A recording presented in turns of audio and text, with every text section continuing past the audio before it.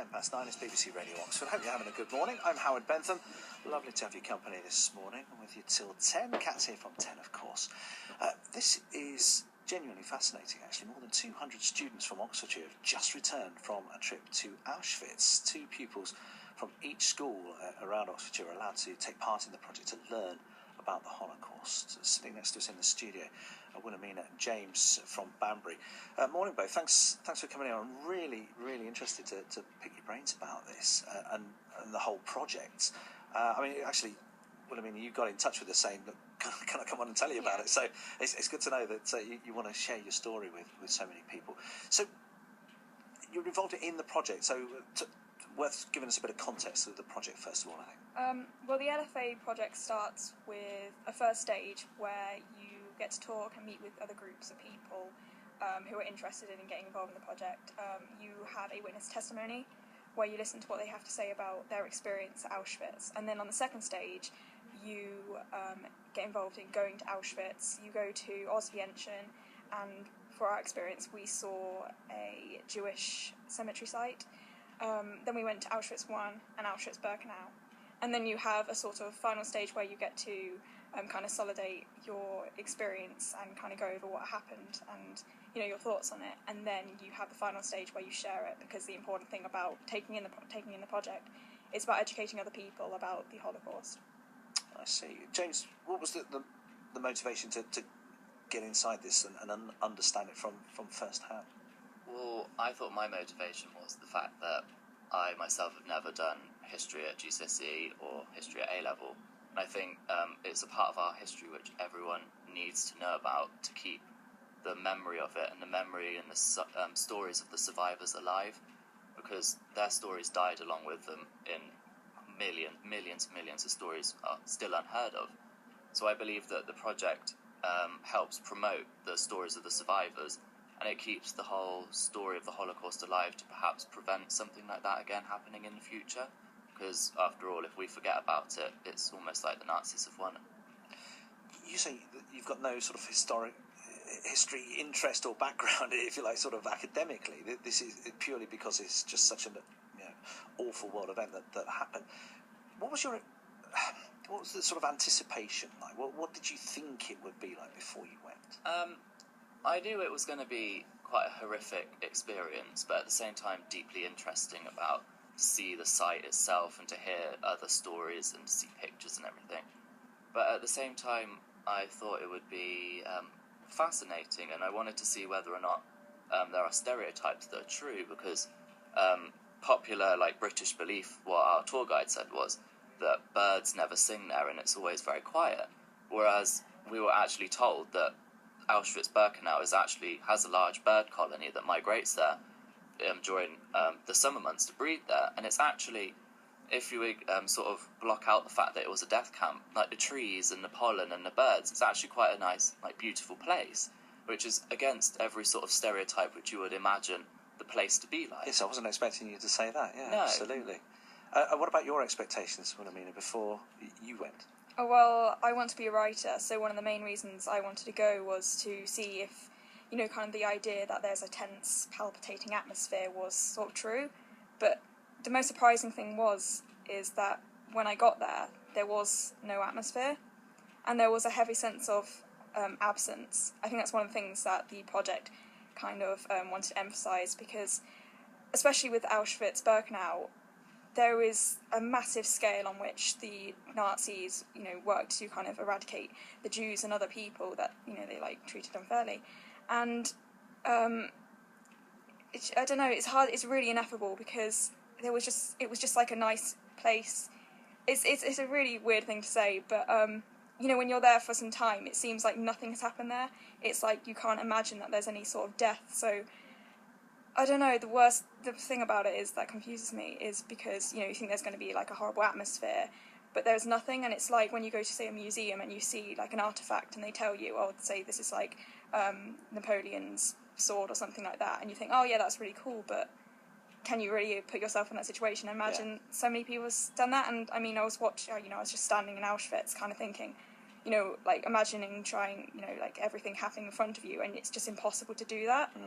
And I don't know, it's just a really weird feeling going there. We'll talk more. We're just going to update everybody on the roads and rails this morning, which have been very busy. So we want to find out a bit more about your experiences and indeed how you're sharing them as well. So stay with us, James and Wilhelmina. From Banbury, 9:15. With exclusive access to Oxfordshire's travel cameras. This is BBC Radio Oxford Travel. Sarah has the very latest for us. Thank you. Just getting some reports in of a broken down vehicle on the exit slip road of the A34 southbound at the Marcham interchange. Any more you can tell me on that, do get in touch, please. Thank you to Martin for the call. Residual delays on the trains of up to 30 minutes between Banbury and Oxford. Services recovering after an earlier incident at Sandy Lane in Yarnton. There is still a signalling problem between Maidenhead and West Drayton, affecting First Great Western into London Paddington from Reading. Expect delays of up to 45 minutes. A40 eastbound, still looking at a couple of residual delays into Oxford. We had an earlier broken down lorry just near to the Whitney Ducklington Lane 10. A420 also still closed for repairs to the embankment westbound Botley to Cumnor. Diversion in place using the A34, the A4183 and the B4017. Travel as it happens, BBC Radio Oxford 95.2 FM. Call with your travel news. 03459 311 666 and tweet at BBC Ox Travel. Travel. Every 15 minutes and as it happens. Howard Bentham. Online on 95.2 and on digital. BBC Radio Oxford. Good to have you with us this morning, talking to Wilhelmina and James, who got in touch with us here at BBC Radio Oxford about the project they've been involved in with more than 200 students from Oxfordshire. Just returned from a trip to Auschwitz, understanding what's happened there and really trying to get their heads around it. I think you both describe it fantastically well. Let's just bring into the conversation Anita Palmer, who's head of the project. It's the Holocaust Educational Trust. The project is called Lessons from Auschwitz. Anita, thanks for your time this morning. I know you've been listening to James and Wilhelmina. Your reaction to their reaction, if you like. Good morning. It's great to see that James and Wilhelmina have been in touch with you directly to talk about their experiences of the Lessons from Auschwitz project. As you mentioned, we took over 200 students from across the East Midlands region to visit Auschwitz. And part of what they have to do when they return is to pass on, to share with others what they've experienced, what they've seen. I think you sort of can pick up on the fact that they're still processing a lot of what they've experienced and what they've gone through. But I think, the key task for them now is to sort of pass on to people in their schools and communities sort of the key lessons that are taken away from this period in history.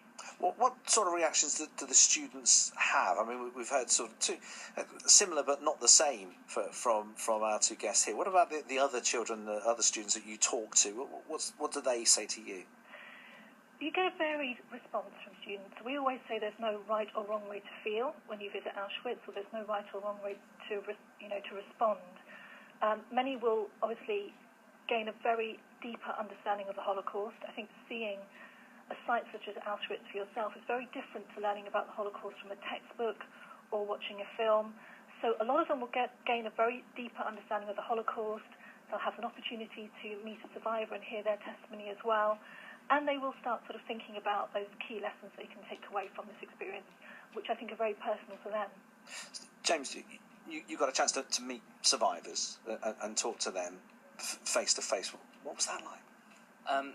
It was really interesting to hear Marla's own story about how she was originally put into the Krakow or a ghetto of some sort in Poland, and it was really moving to hear her whole story of how over her 5 years of life she lost the majority of her family, and at the age of about 12 she had to look after her young cousin who was only about 6. She had to lie about her age so she got guaranteed work, because if she hadn't got guaranteed work she'd have been sent straight to the gas chamber. And I just think it was a really interesting way, and it was really moving to actually hear someone's first-hand account of how they suffered in such a horrible time in our history. And the fact that we can still just speak to people from that time, obviously, as time marches on. But I sit in this chair, we cover all sorts of stories, and you hear numbers. The numbers trotted out on this story are just mind-boggling, aren't they? But when you actually bring it down, to the person, to the individual story, that's when it really connects. Yeah, no, it really does. I think Well, that was kind of the main aims of LFA, was because they wanted to rehumanise the victims as well as the perpetrators, and it was looking at, say, the personal cases, not just the numbers itself, because if you look at the numbers, you're not going to think about the personal stories and the actual personal loss if you were going to, say, relate it to your own self and about, how that really affected people. And how do you relate it to yourself? Because, I mean, this is, 2-3 generations ago, isn't it? I think it's about putting yourself in that position. Again, as I'm want to be a writer, I do read a lot of books, and I find that, if you're putting them in, if you try and think about it in, as if you're in that position, you are going to, say, empathise with them more, and you're going to see kind of the horrific atrocity of the whole Holocaust. And it goes back to when I said when I was at Auschwitz, I was standing at, say, one of the windows, trying to picture, whether you could see, the Germans kind of treating them unfairly, just imagining them, walking across, and I was kind of describing it on my own blog in quite a kind of vivid way, which is not, it's not the most fair reason, but it shows you just how terrible everything is. How old are you two? I mean, I call you students, but... I'm 17. 17 and 18. 17 and 18. That's the sort of age range that you were taking, Anita? Yes. The Lessons from Auschwitz project is open to two sixth form students from every school and college in the country. So they are typically sort of aged between 16 and 18, and on the whole sort of studying A-levels. They're not necessarily historians, as James mentioned. We offer 2 places per school, but we leave it very much to the teachers in the school to decide which students they would like to put forward to take part in this experience. Young lives, which will leave an indelible mark, I guess, on a trip like this.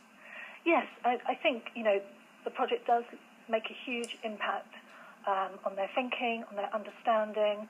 I think, as I said earlier, I think to kind of see what happened at Auschwitz for yourself, to try and get to grips just with the sheer scale, can leave, a very sort of indelible mark, as you say. So, Anita, thank you for your time this morning. Anita Palmer is head of the project. What mark has it left on you both then, Wilhelmina? Well, for me, it showed me the importance of education, because the more that it's mentioned, the more we're going to remember it. If we start forgetting it, then it becomes as distant and say like the fictional things that we read. If I read a textbook, it's still just a number, and it's still not going to be personal to me. I never can think about it in the same way.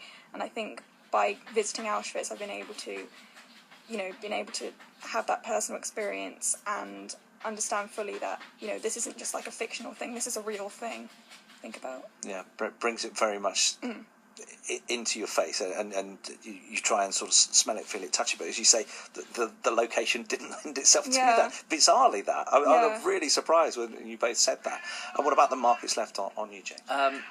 Well, I think one of the things that remained with me was on the plane before we landed, the leader of our team said it's perhaps not what you can see that will have a lasting effect on you. And I think that's true, because a lot of the Auschwitz-Birkenau site was destroyed by the Nazis before it was liberated. So there's not a lot there, and it's just the scale of the site. And I think the lasting effect it's had on me is, you can imagine the 6 million people, or the Nazis killed, but you've got to zoom in on each and every individual and remember that exact person and their exact story, because that's, I think that's what our society has learnt to do over the course of the century, has learnt to appreciate every person. And I think that's the sort of thing that's lasted, well, the lasting memory that I've had of it. And sorry, which school are you two at? Chanderet School. Okay, and the reaction from people there when you've been talking to them? I think it's similar to yours. I think they were quite shocked at how we said, the site was, and how the fact that they would imagine it as being freezing cold, quiet. Yet when we went, it was early spring and it was warm and the birds were singing and there were leaves on the trees, and it was a really pleasant weather-wise day. So I think they were shocked about how we said the atmosphere of it wasn't perhaps as cold and it's quite horrific as what you would imagine it to be. Both, thank you for coming in and explaining it so brilliantly well, and you really have brought the pictures to life for people listening to the conversation for sure. James, Wilhelmina, thank you. We're telling the stories of people affected by the Holocaust. Reverend John Fieldsland is a vicar from Thame. As a young Jewish boy by the name of Hans Heinrich Fenger, he escaped the Nazi regime. He was one of the 669 Jewish children who came to Britain on the trains known as the Kindertransport. John was on the 8th train. The 9th train never made it here as war was declared. Before coming to Britain, he left Germany to live with his family in Czechoslovakia, as was where he thought he'd be safe.